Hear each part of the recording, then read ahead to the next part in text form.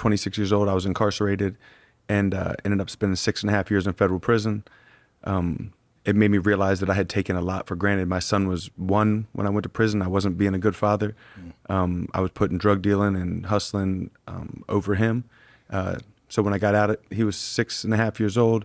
But then I was able to become the father that he needed the whole time because I realized what I was losing and what I had lost. The biggest thing to me, my oldest son is 21 years old now. I haven't spoken with him in, probably 8 years. Wow. Like, in no capacity. He took the divorce hard, and in his mind, to my understanding, I feel like there was more I could have done to salvage it. So therefore, this was the route he took with it. I don't know that. So that's the same thing about faith, man. You think that you have a certain level of faith until it's tested. That's good. Like you think you are a man of God until that thing get tested, man. And I'm gonna tell you one of the realest thing, and I hope I don't get emotional telling y'all. The thing that I know tested me in that situation is that I had to ask myself, the God that I say I believe in,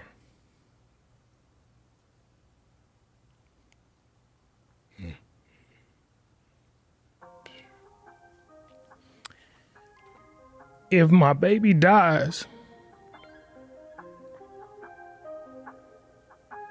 will I still believe that that's the will of God?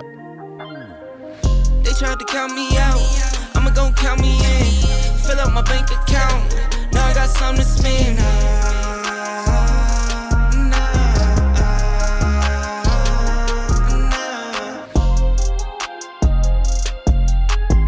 All right, let's get it.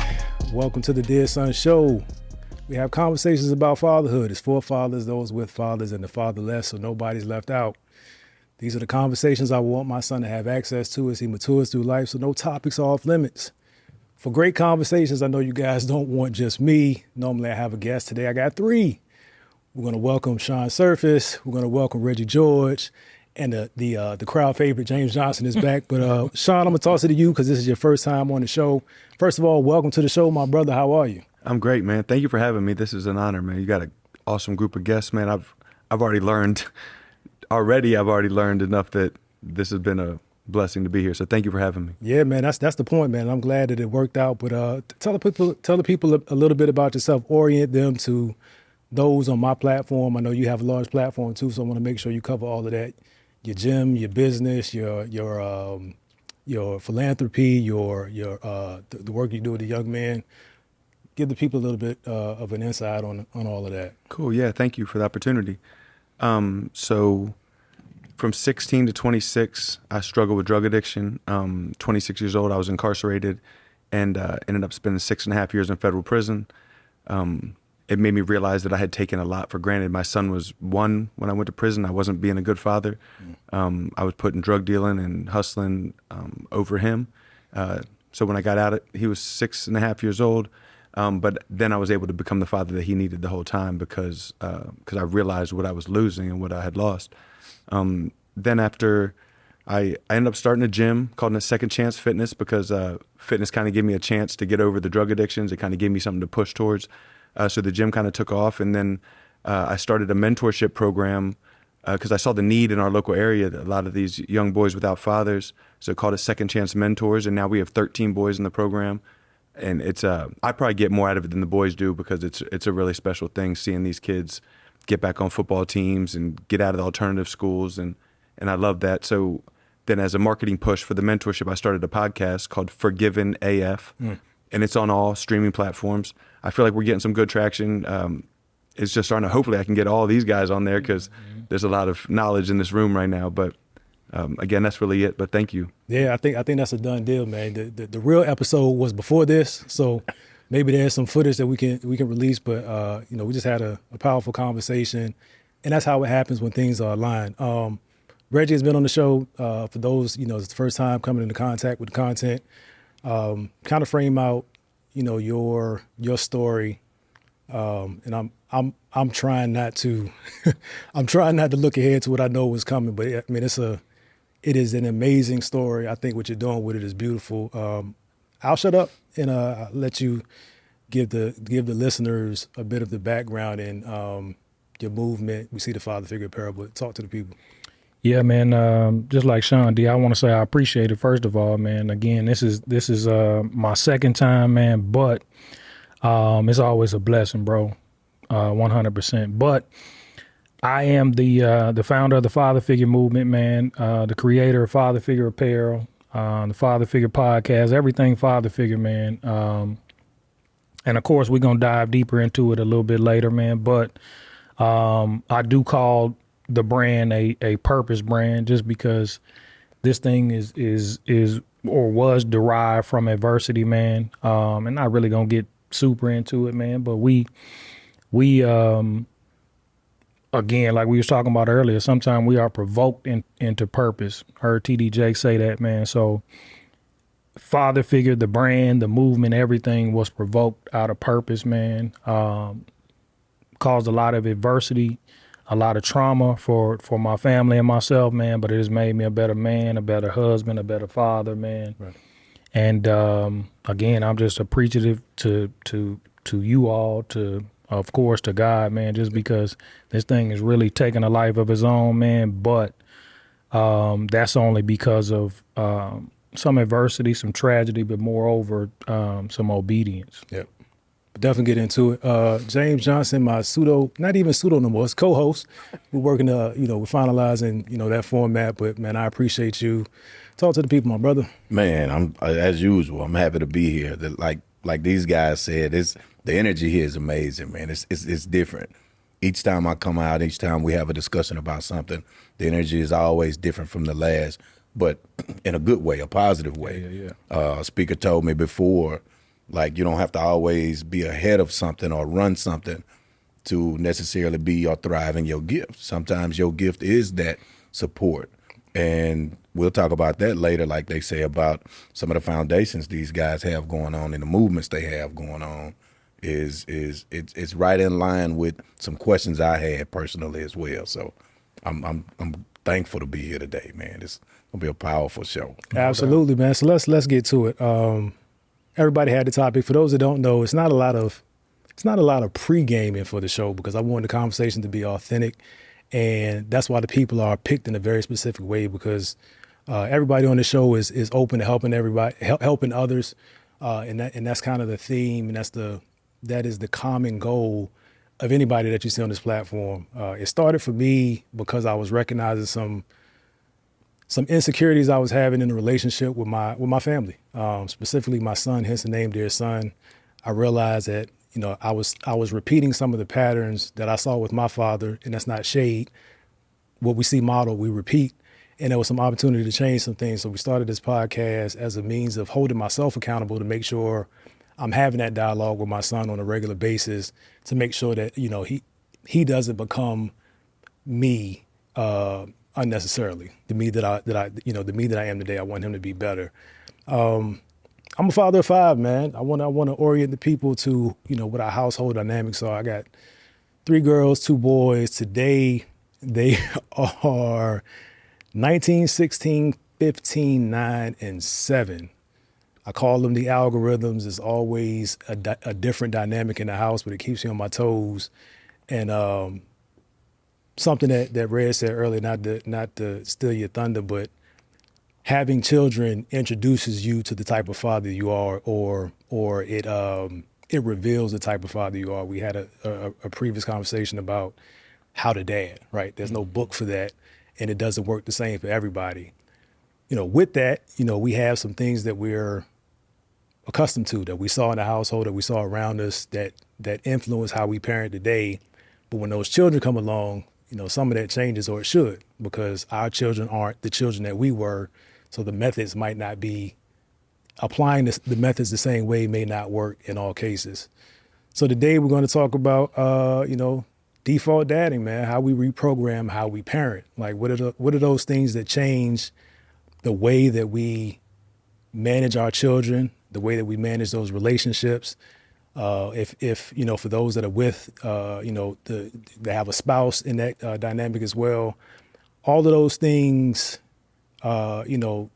influence how our children perceive and evaluate life and how they handle life. And I know for me, I'm not always as aware as I should be of what I'm demonstrating.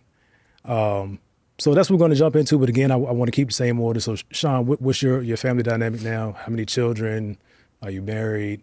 What's the household dynamic now? Yeah, so I am married. I have an amazing wife who took on my son as her own, which has been a huge blessing because she has no kids. And my son, my first marriage, it was toxic. It was not a healthy relationship, my son's mom. And when I went to prison, I just told her, hey, I got 6.5 years. Like it was actually 13 when I first went to prison because Obama gave everybody 2 years off. But and then I won an appeal. But so I was like, just kind of move on. Like, go ahead. You know what I mean? This isn't the best anyway. So she went on. So when I came home, I was able to meet this woman and get full custody of my son immediately. So that was like a huge blessing. Like that was my first thing. My biggest goal was to get him back because I actually had a good father. He was always present, never missed anything. I would say very military. He trained SEALs, very intense. Never beat us, but was very. I don't even know how, like grab you, shake you, spit coming out the face, right? Yeah, he got your attention. Yeah. And I actually, when I first got out of prison and I got my son back and he was living with us, I saw myself parenting the exact same way as my dad. I would scare my son, scare him, thinking that that's what I was supposed to do, right? And I got a cool story with that real quick is I went back home to Philly to visit my dad. This was probably last year. And my dad had twins at 50 years old. So they're now 13 years old or something like that, 14 years old. So we were at the house and I hear my 14-year-old, at that time, 12-year-old little brother say something super disrespectful to my stepmom. And I was like, oh no, I got terrified because I thought he was about to get it.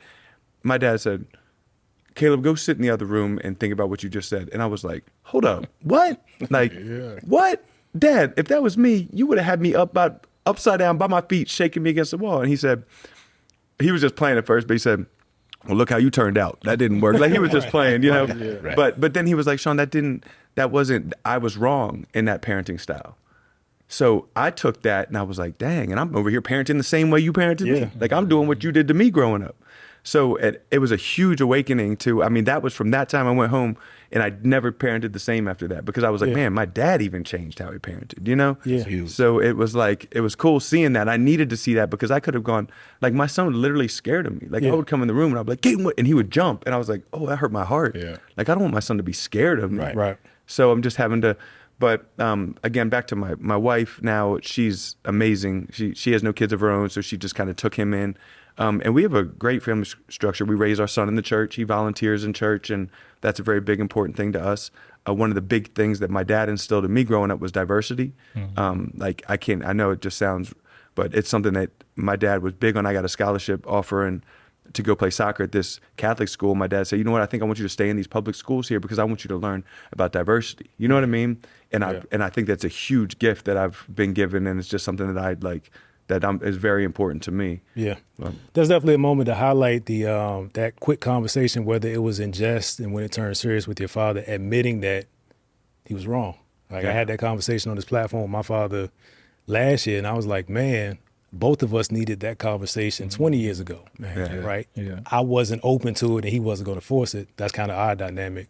But it's something about what his words were, when you see you messed up the first time and you have a second chance, you approach it a little bit differently. You apply the lessons that you got from, and that's also a thing. Like I became an adult, then there was a space of time before he's revisiting, like dealing with grandchildren. Right. He's changed, I've changed, the world has changed. So I think it's important that we keep those things in mind. But Reg, you said you came up in a military kind of household as well. What were some of the dynamics and what's your dynamic today? Well, my dynamic, man, I've been married for 21 years, man. I got a set of 16-year-old twins. Shout out Tiffany, Kennedy, and Camden. Right. I got to shout them out. It's Say a that. problem. Yeah. But our dynamic, man, is I wouldn't say a conventional or traditional dynamic because I think is based on what you consider traditional or what you consider conventional, man. But based on our experience and based on, you know, what we've dealt with as a couple and as parents, man, you know, things have changed drastically in what was normal or what was traditional or what was conventional. Right. And I'm saying that in comparison to, like I said, the household I grew up in was a military household, man. It was very structured. Like Shawn was saying, my pops was stern, you know. That is not a style that's conducive to raising my girls today. And again, that's no slight to my pops. That's no slight to, you know, anybody who grew up in that environment, man. It just worked for us because first of all, we came up in a different time and a different era to where it was a do as I say, not as I do type deal. You know what I'm saying? Right. You don't speak when grown folks talking. You don't, you know what I'm saying? Like now we, you know, sometime in my household, man, we eating 4 different meals. And that's an adjustment. You know what I'm saying? That's an adjustment even I had to make. You know what I'm saying? Like hold tight, bro. Nobody was phased when you said that. And that's what's ringing in my head. Like, because that's abnormal. That became normal. Right. Correct. You know what I'm saying? Like sometimes I even have to look back and like, man, why are we eating 4 different things? But I have to respect where we are now. Yeah. Right. You know what I'm saying? Like I can't raise my kids in an environment where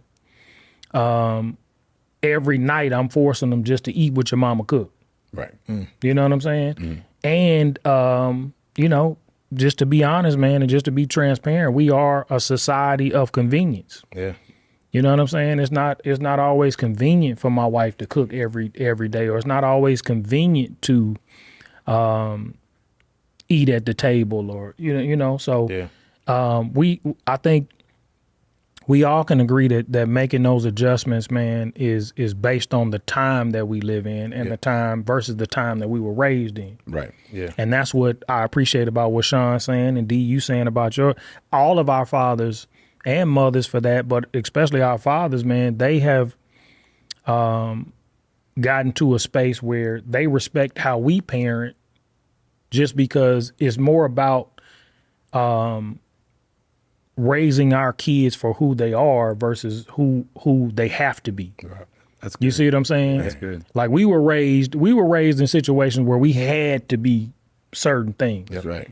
You know what I'm saying? And again, it's just an appreciation for a different era. Yeah. You know, we should be looking at our children different. We should be looking at who they are and not who we make them be.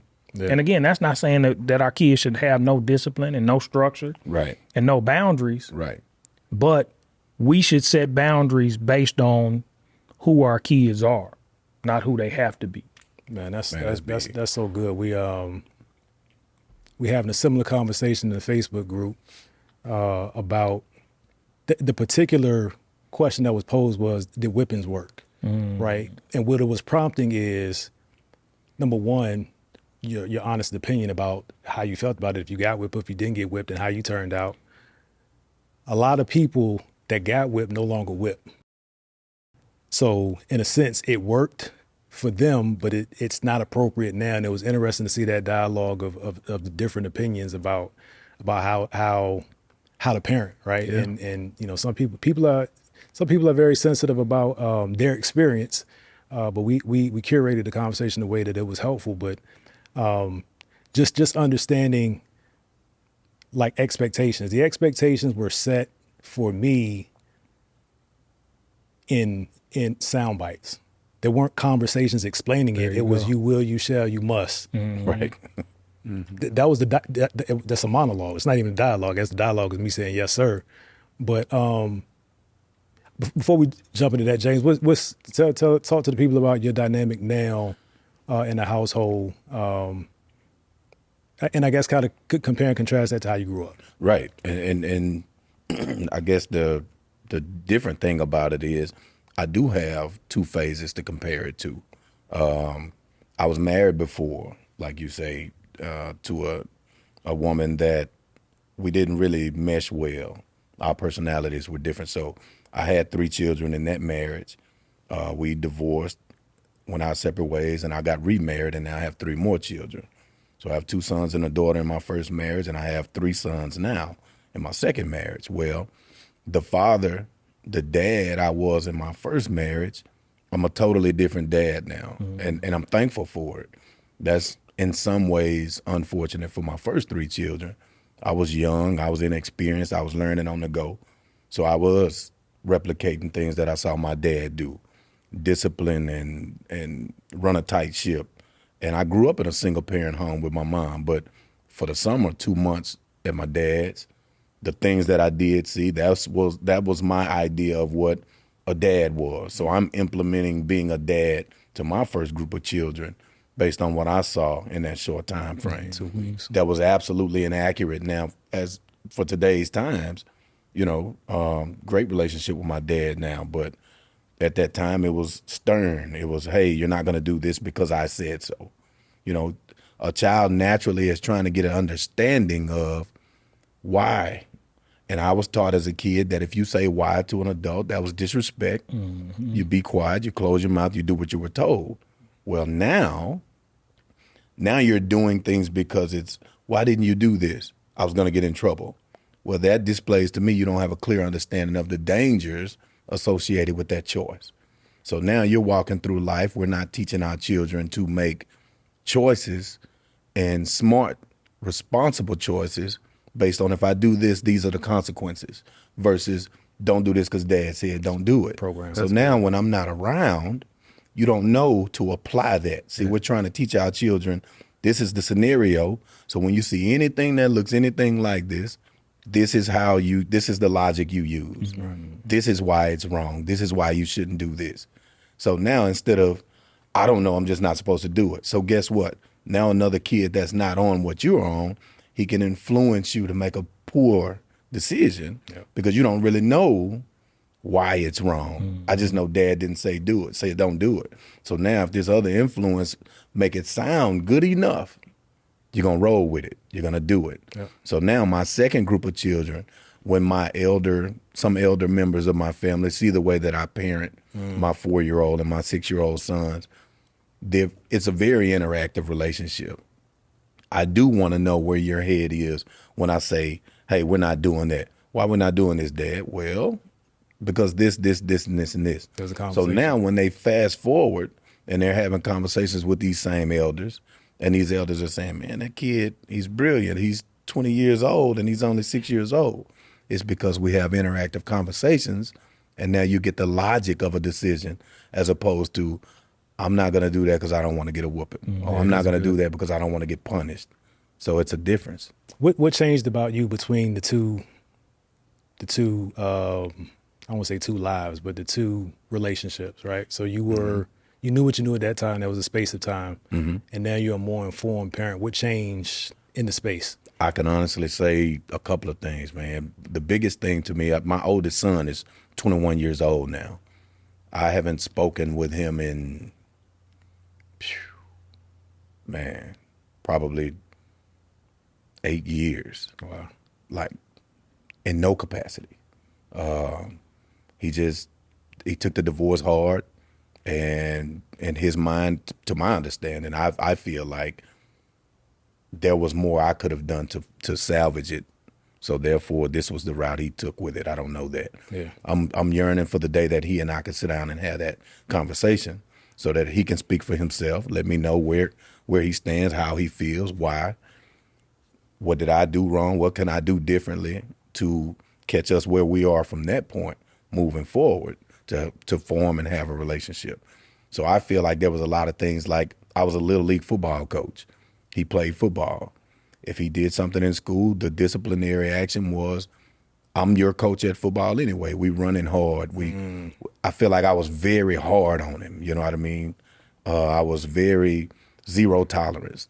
Come on, son, you got to be an upstanding young man. You got to do this the right way. This the way we do it. This the way it's going to be. I feel like I didn't spend enough time tapping into who my son was. Yeah. And I've suffered for that. Our relationship suffered. Yeah. So I feel like now he didn't have enough good, happy moments and bonding time to reach back on and say, no matter how this panned out with mom and dad, I got good memories. I have a good, strong, loving relationship with my dad that now I'm going to lean on that and we'll figure the rest out because that was absent and missing, in my opinion. And again, this is me reflecting. I sit daily and reflect on myself, and I'm harder on me than I feel like anybody can be on because ultimately you could take every dime I have, but if my relationship with my kids suffer, then I'm that's when I'm poor. Yeah. Right. That's good, man. Second chance, Shawn. What was the transition like for you? And if you could kind of walk maybe a timeline of how you got from the point of incarceration to the more polished, the more informed, the more present person with your children, and I would imagine for yourself that you are today. Yeah, and for sure. And I still struggle. Like, I still struggle for sure. Like we were talking about beforehand, I struggle with my phone, and that's something that I want to really work on. Your explanations and what y'all do and how you handle that, it really hit me. Like, that was really good information. So thank y'all for sharing that. Absolutely. In prison, I realized that I was taking it for granted. Like, and I was able to look back and see that I did have a great father that was present. Yeah. You know what I mean? And that was a blessing that a lot of people don't have. And I took that for granted too. So when I got home, I realized, like, I don't want to miss this opportunity. Even to this day, I still sit around sometimes and feel worried about, like, man, I don't want to become 50, 60 years old and thinking like, dang, I wish I would have done more with my son when he was 12, 13, 14 years old. Right. So that's been one of the big things that's made me like tune more into my son. Yeah. One of the things also that just is something that I take real serious is being able to apologize to my son. There we go. Is being able to say, like, Caden, hey man, I'm sorry for the way that I treated you back then. I'm sorry for getting that mad. You didn't deserve that from me. And I think that that's something that I want him to be able to apologize to people. Yeah. Like, I want him to be able to say, hey, like, because I think that's a great trait, is being able to admit when you're wrong, being self-aware, and like, so that's something that I've really like made a point to do. Yeah. Like almost maybe overboard, Yeah. like maybe too much. Like, hey man, so those are just a couple of things that I've been working on. One thing I need to make sure that I don't continue to mess up is pushing my son to play football if he doesn't want to play football. Like it's not, that wasn't even my dream. It's not like living out my dream. I just know, like, I want him to be a part of something, like, sports wise, and like, I love my son to death, and he's got so many different gifts that I didn't have. Yeah. But I don't know if sports might not be like his passion. Right. Yeah. And I feel like sometimes he's just playing just because he knows dad wants him to play. Yeah. Yeah. So I need to try to figure out how to, like, tell him, like, if you want to play.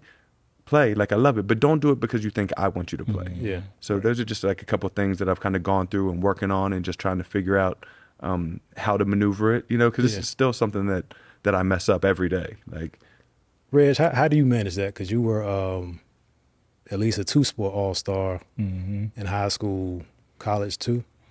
How do you how do you manage your expectations of your children being someone that played at a high level?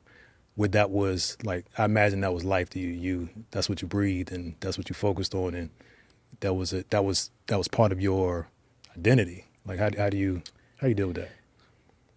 Man, just like Shawn was saying, man,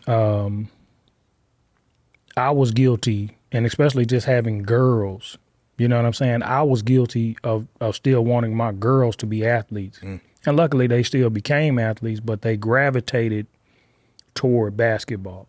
You know what I'm saying? And one thing I learned early on, and I really attribute my father to, is that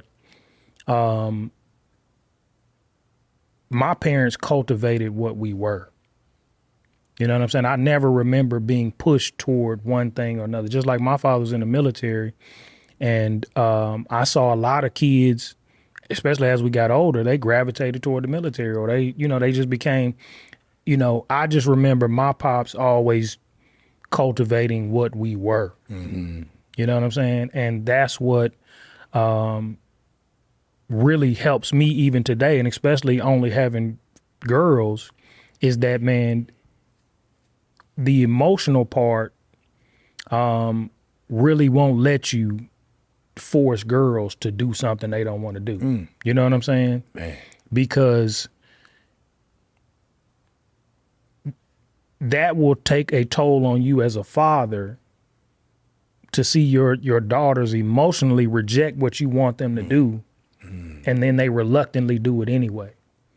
You know what I'm saying? So, man, I just take pride in really cultivating who they are, man. And I heard Will Smith use an analogy, man, a couple of years ago. Like, once you plant the seed and it comes up and it's a sunflower, you can't cultivate it and nurture it like it's a rose because you wanted a rose. Right. Because you wanted a rose. Because you wanted, or you want your child to be a rose. Right. You know what I'm saying? Right. Because eventually you'll kill it. Right. And not in the literal sense, but in the especially the spirit of it. Mm-hmm. You know what I'm saying? Mm-hmm. Like, kids honor you more when you cultivate their interests or what they like or who they are. That's a fact. That's man, good, and I tell my kids every day, I don't care what it is, man.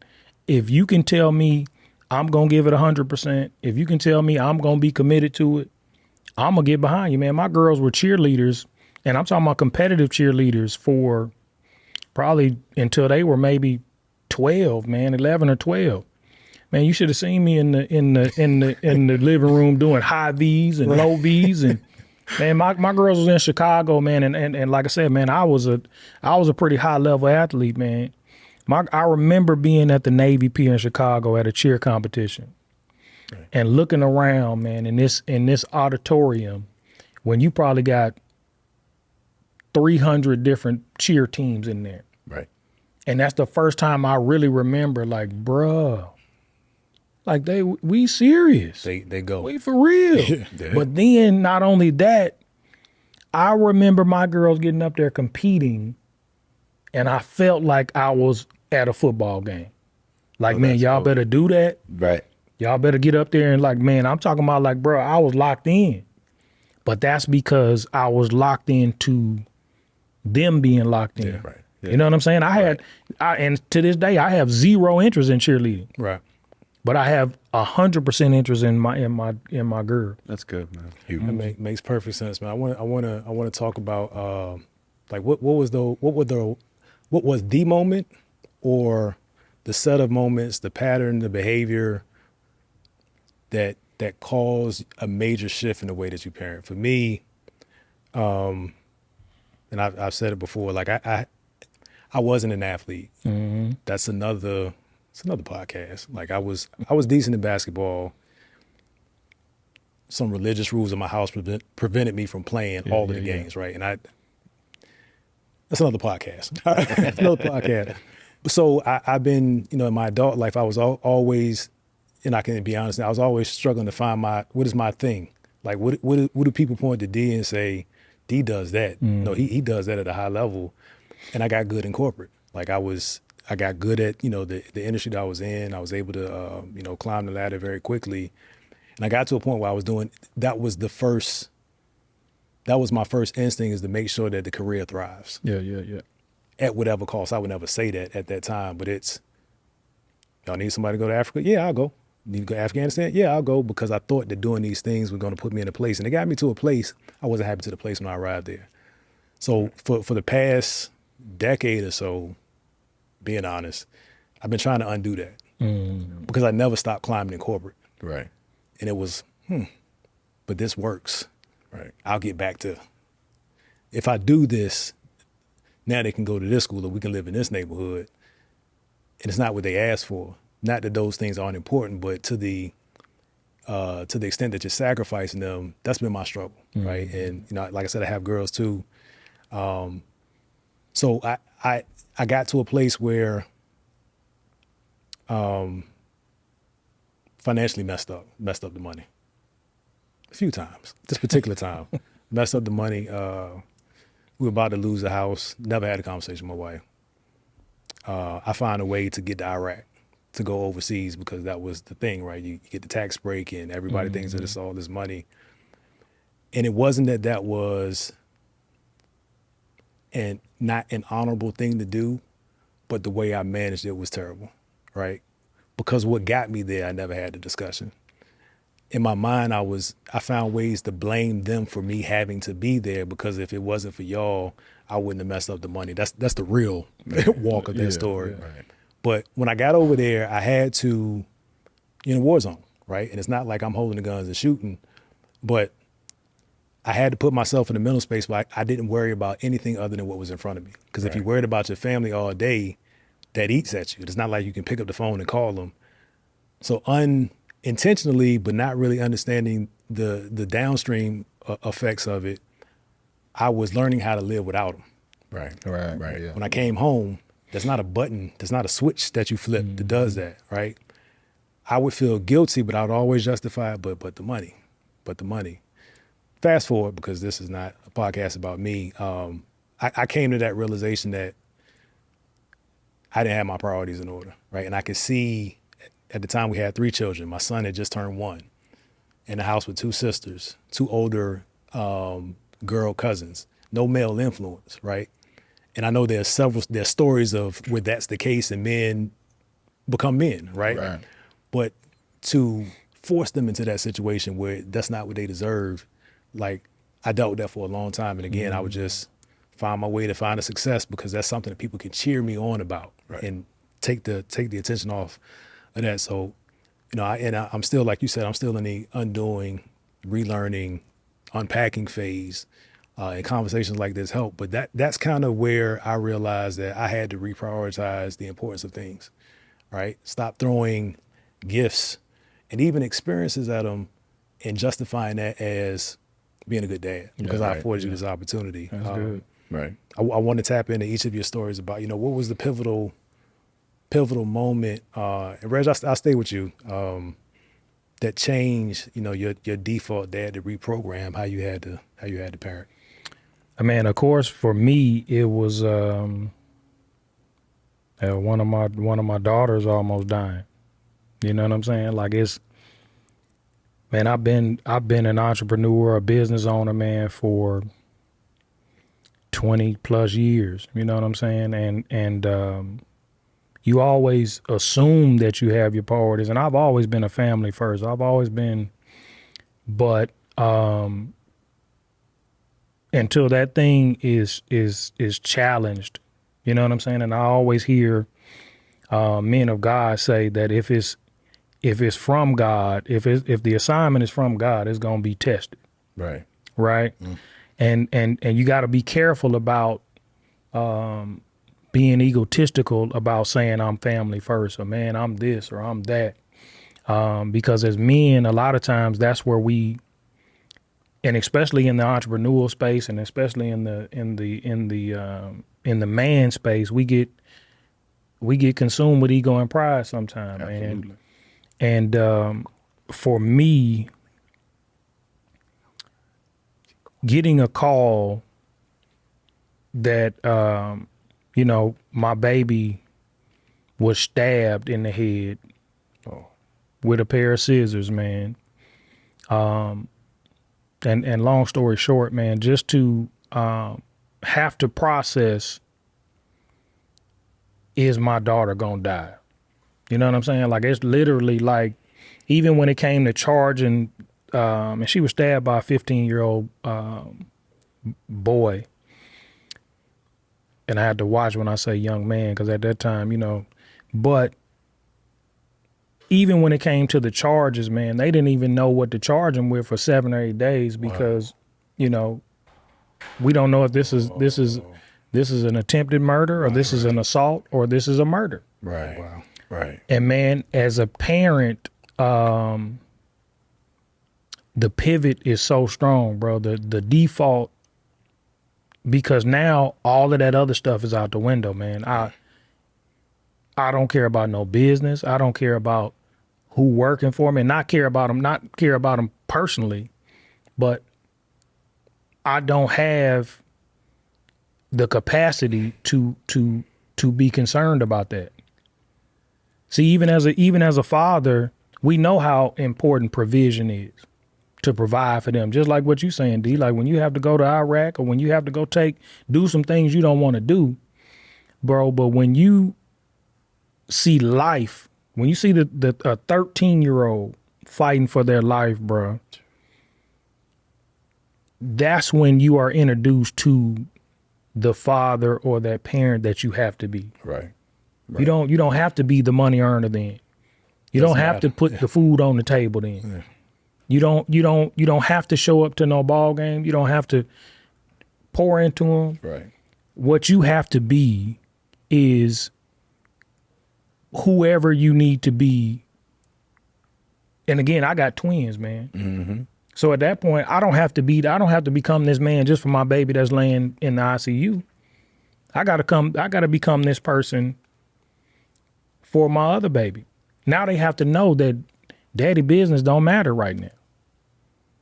The bills don't matter right now. The crib don't matter. The car don't, none of that matter right now. Like when we fight. And again, man, anybody will tell you that know the situation intimately. I did not show up to any of my businesses, any of my shops for over 90 days, bro. Man, we left. My baby got care flighted from Methodist Mansfield to Cook's Children in Fort Worth. Right. My wife and I were so locked in, my best friend had to go get my truck 2 weeks later from Methodist. Still there. Still at Methodist. Adversity introduces a man to himself. We talked about that earlier, man. But that parent, that father, even that husband didn't exist, man, until I'm literally 10 toes down, knee deep in fatherhood and husbandhood. Yep. Because who is everybody looking to? And I got all females in my house. Right. Are you really family first? Here go your test. And I'm talking about, here go the SAT of Right. fatherhood and husbandhood. Like, are you family first? And bro, I don't even know how to explain into words what kind of shift you have to make or what kind of default button you have to hit. But I just know that this version of Reggie the father didn't exist prior to that. Right. Because what I thought was family first wasn't family first. Right. Mm-hmm. Yeah. Do you think there would have been any other set of circumstances that would have gotten you to this place outside of something traumatic like that? And again, I think it's impossible because God couldn't have tested me in my business. I would have just thought, man, I just get another one. Oh, yep. You couldn't have tested me with a house or a car. You couldn't have tested me, even it's a lot of things. And that's why I say, man, when you profess something, know that thing gonna get tested. Yeah. For authenticity. Yeah. It's gonna get tested. Yeah. And man, and not to even separate my girls. Mm-hmm. But Kennedy is more like her mother. Camden, if I had a son, Camden would be my son. That's how we almost got a telekinesis, man, where we can look at each other and God knew which baby I had to sit down. Wow. Like, man, I'm going to let you know I'm testing what you say you are. Right. That's a different level of faith. Did the faith follow, or was there a foundation? Again, you couldn't have been prepared for this, but what was your faith foundation before that traumatic event? That traumatic period, because I know it's not done. Like this traumatic phase of life. Right.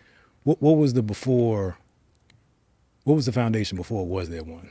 And again, it's just like Shawn owns gyms, man. So if you work out every day and you are in the gym and you got your diet on, you got to test that thing. So you got to put more on the bench, or you got to put more on the squat, or I need to be able to to look at my abs or look at how I look in order to know that this diet is working. Right.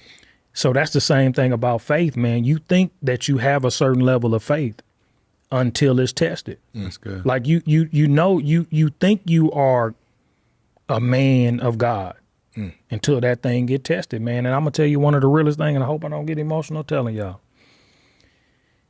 The thing that I know tested me in that situation is that I had to ask myself,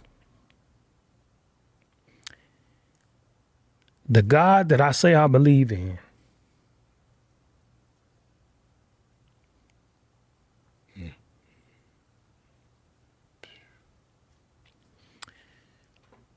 if my baby dies,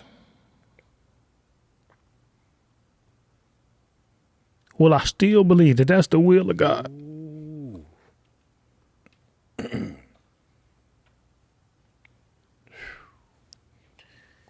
So, bro, even when you think you're faithful, when you really have to contemplate, like, I've said 100 times, like, man, God, whatever your will is, let it be done. Right. But does it include my baby dying? Man. That's that's something I struggle with later in life. I grew up in the church, so I was good at religion, not good at relationship, and I've said it before, still true. When people say, "But God knows my heart," Yeah. like it's a pass. Right. Disclaimer. That is the most invasive understanding of an individual that there is. How God understands us.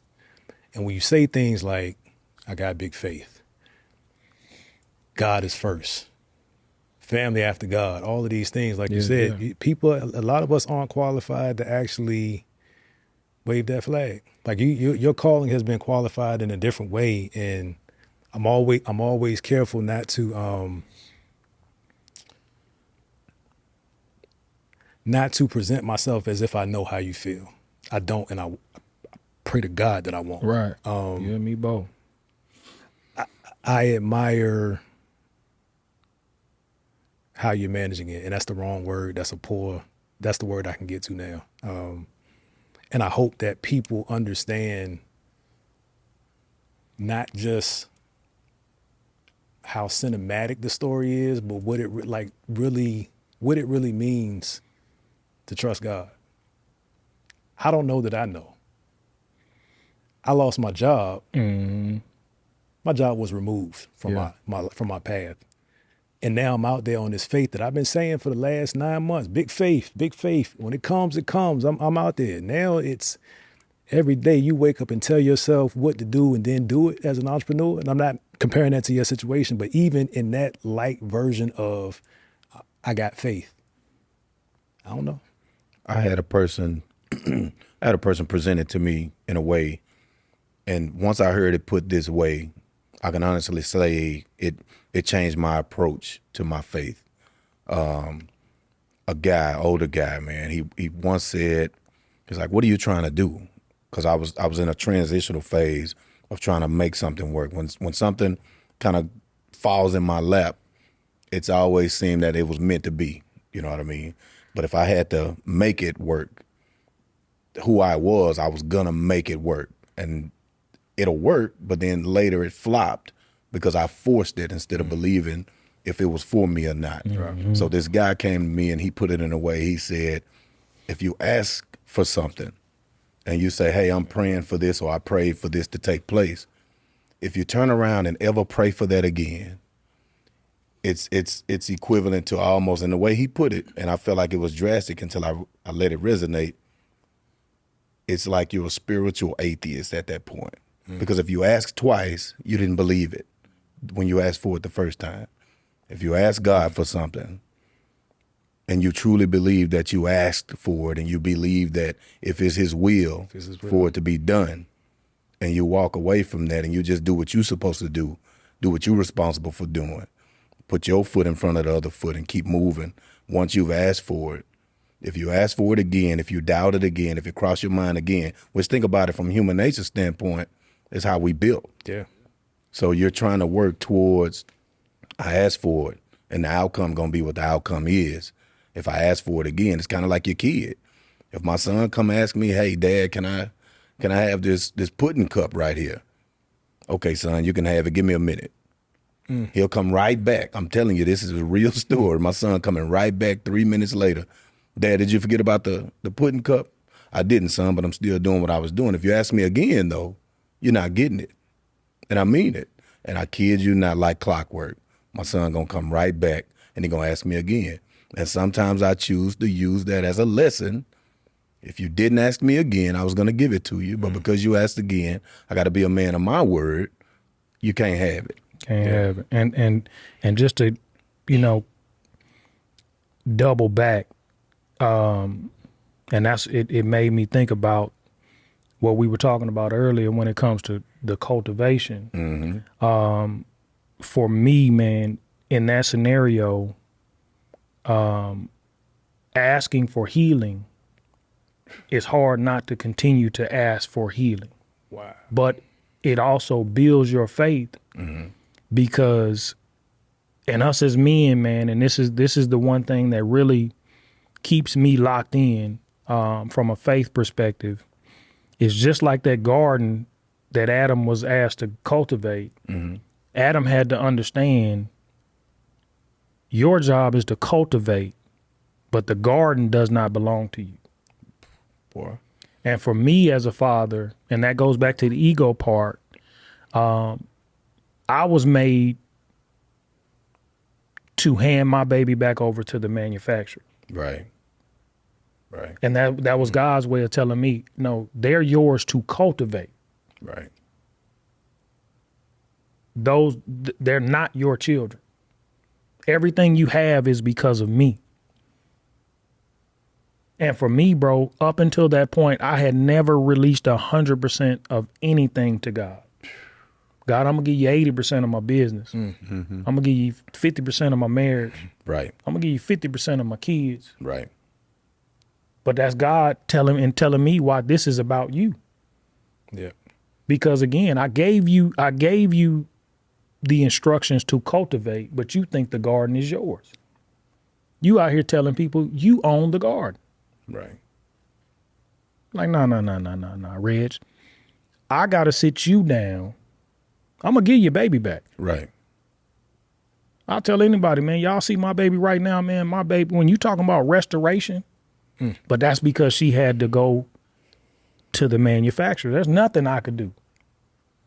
But from a faith standpoint, like you saying, like that's what builds your faith is saying, God, heal my baby. Yeah.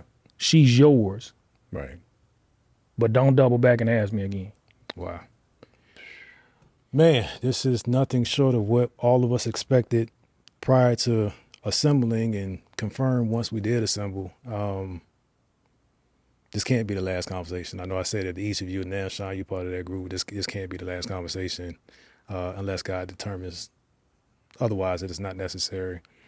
I appreciate you guys, man. These are never about me. I value other perspectives that help me adjust in real time. I didn't always do that. I think that's kind of a characteristic of a lot of men. We can know we need help, but perceive weakness asking for it, let alone accepting it. I want to go around the horn again, but just kind of in a different way to close it out. Shawn, what does the second chance mean to you? It's a very cool, it's very catchy. I get it. What does it mean to you? Second chance for me is just an opportunity to try again, and I feel like that's what God gives us. I feel like God's grace is like, yeah, you messed up, but I love you. I forgive you. Yeah. You have to forgive yourself. Yeah. And then you get that second chance. And it might be your third chance, fourth chance, fifth chance. I just say second chance has been being like, another chance, right? But one real quick thing that I want to say, if you don't mind if I go left real quick, is Please. For anybody who watches this, y'all, like, find community of men. Like, you cannot do this by yourself. Like, you can't. Like, if you want to be a good father, because what's happens, you get stuck in your own head of thinking you got it all figured out. And if you don't, was it iron sharpens iron, right? If you don't have conversations like this, like, you're going to get stuck, and you might have bad thinking marriage. You might have irrational thoughts. And if, like, the stigma of being okay with getting counseling, like, I mean, especially, like, I don't mean to say this, like, but in y'all's community too, like, black men, like, these, like, it's harder for y'all to get counseling, right? I don't mean to sound that like in some, like, you know what I'm saying? That's a fact. Just being like, That's a fact. because, and I don't, you know, I love y'all. Like, Let's be clear. You don't have to explain it. Okay, I love you guys. Like, but it's just like all my boys in my program, like, they don't even know what a counselor is. Yeah. You know what I'm saying? Like, I just signed my son up for counseling because his mom won't even show up to pick him up, and he's starting to feel like it plays on him. You know? Yeah. So it's like, I guess all I'm trying to say is, get help. You know what I'm saying? Like, because none of us have this parenting thing figured out, this father thing figured out completely. Yeah. And it's way easier to do it when you have situations like this, like where I've learned, man, I can't wait to get home and implement my new, and not push on my son how I want you to be a football player. I can go home and be like, son, how can I cultivate? I mean, what you said was perfect. How can I go home and cultivate what my son's good at, not what I want my son to be good at? Yeah. You know what I mean? Who he is. And it's like, who he is, and not who I want him to be. But anyways, man, I love you guys. Like, for real, thank y'all for doing this. Appreciate you, man. It's really awesome. James, we talked about the points that we have to realize that we need to adjust the default, reprogram, man. Close us out with some tips that help us stay aware and not undo that programming, man. What works for you? To me, staying aware, to tie into what both Reg and Shawn was saying, is pay attention. Be deliberate. If you get a second chance at something, it was because the first time that it went or took place, there was a lesson. If you get another chance at it, apply what you learned from the lesson. Because if you don't, I promise you, you're going to see it again. Yep. It's going to loop. It's going to loop. Just like what Reg said, man, that's a tragic story about your daughter, man. And I pray to God you never have to relive anything like that. But at the same time, you absolutely, in my opinion, you absolutely did what your calling was. You know what I mean? It's your perspective. A lot of people, you just don't know. You never know what you're gonna do or how you're gonna respond to something until it happens. And you took that, something as tragic as that, and you turned it into, God was trying to get my attention, and I was listening. So same thing with you, Shawn, is with your son and your situation about being able to find new love with your new wife right now, and she takes your son in. This your second chance at that. So again, we go through life, we think we have it figured out, we think we're doing something a certain particular way, and it doesn't work out. Rather than kick ourselves or get down on it or take a dark path and say, oh, just forget the whole thing, I quit. Yep. Pay attention to what the lesson was, apply the lesson, and go win the second time. That's good. That is, man. I think that's the appropriate place to pause this conversation. The information will be in the description below, or the comments, or wherever. So I'm so overwhelmed with what this conversation did for me that I can't even close right. Thank you guys again, man. Appreciate it. Man. Thanks for having us. My listening, my viewing audience, all I can say is you're welcome, because this was one of those ones. We appreciate you guys. God bless you. Peace. Appreciate Man, that y'all. was dope.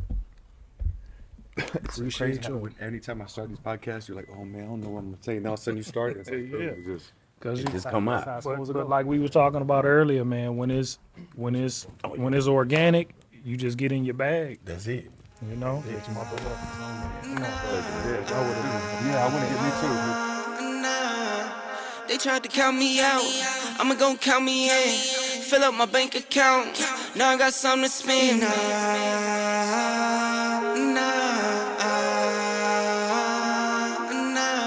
One, two, three, 4, 5, 6, 7, 8. I just pull it out and count for nothing when I'm feeling great.